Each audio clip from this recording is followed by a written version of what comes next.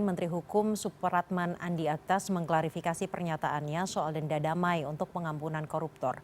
Menko menegaskan bahwa denda damai yang dimaksud bukan untuk memberikan kelonggaran hukum atau bahkan membebaskan para koruptor. Denda damai yang dilontarkan sebelumnya merupakan perbandingan dengan tindak pidana ekonomi di Undang-Undang Kejaksaan Agung.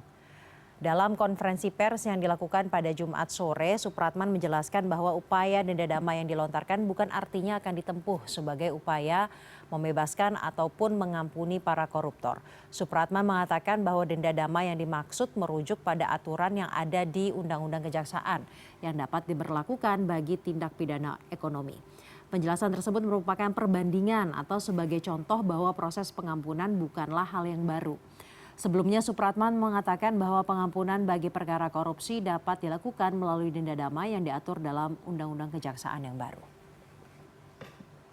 Yang saya maksudkan itu adalah mengcompare, karena Undang-Undang Tindak Pidana Korupsi ataupun juga Undang-Undang Kejaksaan khusus kepada tindak pidana ekonomi, dua-duanya itu adalah tindak pidana yang merugikan keuangan negara, merugikan perekonomian negara.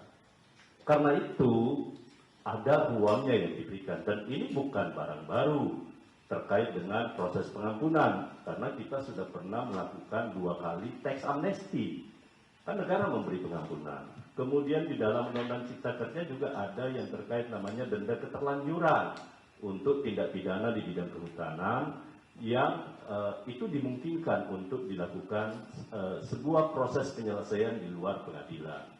Nah, karena itu hanya compare bahwa ada aturan yang mengatur, tetapi bukan berarti Presiden akan menempuh itu, sama sekali tidak.